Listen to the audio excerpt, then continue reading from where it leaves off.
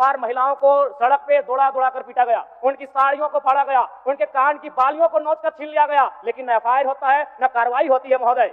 लेकिन जब ग्रामीणों को पीटा जाता है, जब ग्रामीणों की जमीनों को जबरन लिया जाता है, कानून अपनी प्रतिक्रिया क्यों नहीं देता अध्यक्ष महोदय? इसलिए मैं गंभीर मामला आपके संज्ञान में देना चाहता हूं महोदय। एक छोटी सी कहानी मैं बताना चाहूंगा। एक महिला थी, उसकी छोटी बच्ची जिसकी उम्र 5 वर्ष थी, वो अपनी माँ से आकर पूछती है कि माँ, छोटे भाई का मृत्यु कब होगा?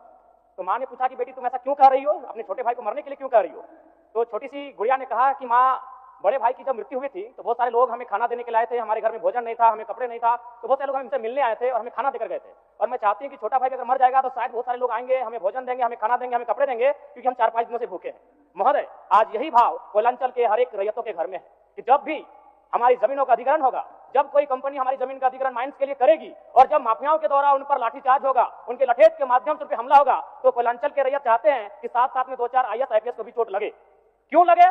विगत कुछ दिन पहले बागमारा में एक घटना घटी थी, हिलटॉप कंपनी का मामला था, डीएसपी महोदय घायल हुए थे, सरकार ने वीडियो कॉल से बात किया था, सरकार ने इस मामले को संज्ञान में लिया था, लेकिन ठीक उसके कुछ दिन बाद सिंदरी के सुरंगा में फिर एक घटना घटती है। इस बार महिलाओं को सड़क पे दौड़ा दौड़ा कर पीटा गया, उनकी साड़ियों को फाड़ा गया, उनके कान की बालियों को नोच कर छीन लिया गया, लेकिन न एफआईआर होता है न कार्रवाई होती है महोदय।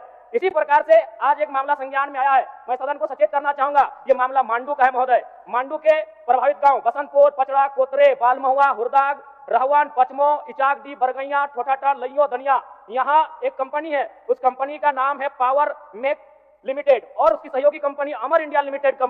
इनके माध्यम से खनन का कार्य होना है अध्यक्ष महोदय। विगत 2-3 दिनों से लगभग 500 की संख्या में महिलाएं धरने पर बैठी हैं। यह मामला मैं सरकार को आपके माध्यम से संज्ञान में देना चाहता हूं। अगर सरकार संवेदनशील है, क्योंकि लॉ एंड ऑर्डर की बात करती है, ये सामाजिक न्याय की बात करती है, विधि कानून की बात करती है, तो भारतीय संविधान आर्टिकल 14 कानून के समय सबको बराबरी की बात करता है। एक डीएसपी घायल हुए, आपने लॉ एंड ऑर्डर को हाथ में लिया, डीआईजी आईजी ने मार्च किया, डीएसपी ने संज्ञान में लिया, डीसी घटनास्थल पर गई, लेकिन जब ग्रामीणों को पीटा जाता है, जब ग्रामीणों की जमीनों को जबरन लिया जाता है, कानून अपनी प्रतिक्रिया क्यों नहीं देता अध्यक्ष महोदय? इसलिए मैं गंभीर मामला आपके संज्ञान में देना चाहता हूं महोदय। भारतीय संविधान आर्टिकल 301 कहता है, क्योंकि इससे पहले जो जमीन का मामला था वो हमारा मौलिक अधिकार था, लेकिन संशोधन करते हुए 300A में डाला गया है। वर्तमान वो हमारा मौलिक अधिकार न होकर संवैधानिक अधिकार है अध्यक्ष महोदय। और वो क्लाउज कहता है कि जिसके पास भूमि नहीं है सरकार उसे भूमि आवंटित करेगी, लेकिन यहाँ दुर्भाग्य इस राज्य का कि जिनकी भूमि है, सदियों से, हजारों वर्षों से वो भूमि पर वो जोत खोल करते हैं, और आज लगता है कि ब्रिटानिया हुकूमत बरकरार है, ईस्ट इंडिया कंपनी का शासन इस राज्य में बरकरार है। आज इसी प्रशासन के जोर पर आज उनकी जमीनों का जबरन अधिग्रहण किया जाता है। मांडू का मामला को संज्ञान में लीजिए, सुरंगा का मामला संज्ञान में लीजिए, भौरा का मामला संज्ञान में लीजिए अध्यक्ष महोदय, क्योंकि रोज रोज आपके डीएसपी घायल होने का इंतजार मत कीजिए। विधि के समक्ष अगर सब बराबर हैं तो रेतों को भी जान जाती है, रेतों को भी चोट लगता है। इस मामले को संज्ञान में लेंगे महोदय। महोदय, मैं आगे कहना चाहूंगा, अभी वरिष्ठ नेता ने कहा लॉ एंड ऑर्डर, मैं मानता हूं कि लॉ एंड ऑर्डर आपका है, लेकिन कहां अध्यक्ष महोदय? गांवों में, खेतों में, खलिहानों में, बालू और कोयला के खदानों में, माफियाओं की जेब में आपका लॉ एंड ऑर्डर है महोदय। मैं पढ़ के बताना चाहूंगा, ओबी डंपिंग को लेकर भिड़ंत, फायरिंग, बमबाजी, रेती जमीन पर ओबी डंप किए जाने को लेकर पहले भी हो चुका है संघर्ष, चले थे गोली बम, मामला जीनागोड़ा का। देव प्रभा और सोर सिंह के समर्थकों व ग्रामीणों में झड़प, पत्थरबाजी व फायरिंग, तीसरा थानेदार का हाथ टूटा। अचानक बमबाजी व फायरिंग से मची भगदड़, पुलिस की मौजूदगी में एक दूसरे पर पत्थर बरसाते लोग। मैंने कहा लॉ एंड ऑर्डर है अध्यक्ष महोदय। कहां? गांवों में, खेतों में, खलिहानों में, कोयला के खदानों में, माफियाओं की जेब में अध्यक्ष महोदय। मामले को गंभीरता पूर्वक संज्ञान में लीजिए अध्यक्ष महोदय। फिलहाल मांडू के मैंने जिन गांवों का नाम जिक्र किया है, अभी भी 500 महिलाएं धरने पर बैठी अध्यक्ष महोदय। अगर सरकार इस मामले को गंभीरता पूर्वक नहीं लेती अध्यक्ष महोदय, तो बागमारा और झरिया जैसी घटनाएं मांडू में घटित होने में देर नहीं लगी अध्यक्ष महोदय। इसलिए मैं चाहता हूं कि इस मामले को आप संज्ञान में ले। दूसरी बात अध्यक्ष महोदय, मैं आपके माध्यम से एक अत्यंत गंभीर मामला संज्ञान में देना चाहता हूं। धनबाद जिला तुपचाची प्रखंड अंतर्गत पिपराडी गांव, आजादी के 78 साल बाद भी उस गांव की सड़क मुख्य सड़क से जुड़ नहीं पाई है।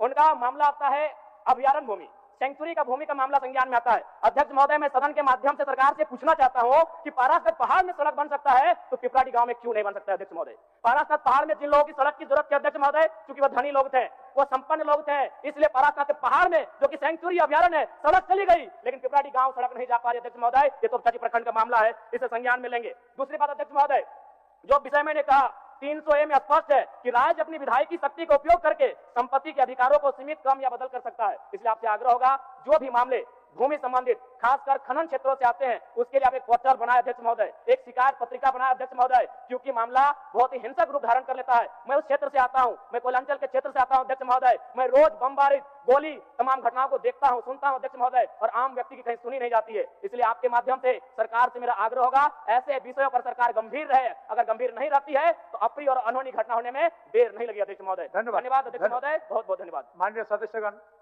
सभा होगा। एक महिला थी, उसकी छोटी बच्ची जिसकी उम्र 5 वर्ष थी, वो अपनी माँ से आकर पूछती है कि माँ, छोटे भाई का मृत्यु कब होगा? तो माँ ने पूछा कि बेटी तुम ऐसा क्यों कह रही हो, अपने छोटे भाई को मरने के लिए क्यों कह रही हो?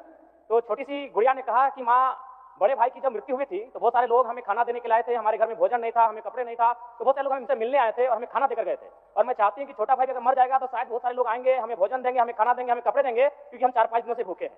महोदय, आज यही भाव कोयलांचल के हर एक रैयतों के घर में है कि जब भी हमारी जमीनों का अधिग्रहण होगा, जब कोई कंपनी हमारी जमीन का अधिग्रहण माइंस के लिए करेगी, और जब माफियाओं के द्वारा उन पर लाठीचार्ज होगा, उनके लठेज के माध्यम से उन पर हमला होगा, तो कोयलांचल के रैयत चाहते हैं कि साथ साथ में 2-4 IAS IPS को भी चोट लगे। क्यों लगे?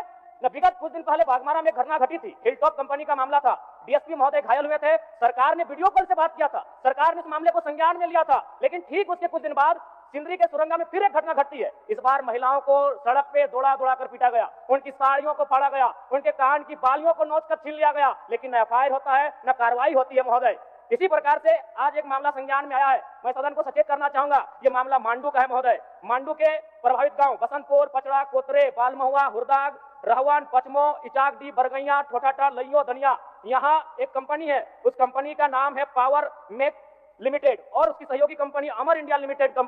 इनके माध्यम से खनन का कार्य होना है अध्यक्ष महोदय। विगत 2-3 दिनों से लगभग 500 की संख्या में महिलाएं धरने पर बैठी हैं। यह मामला मैं सरकार को आपके माध्यम से संज्ञान में देना चाहता हूं।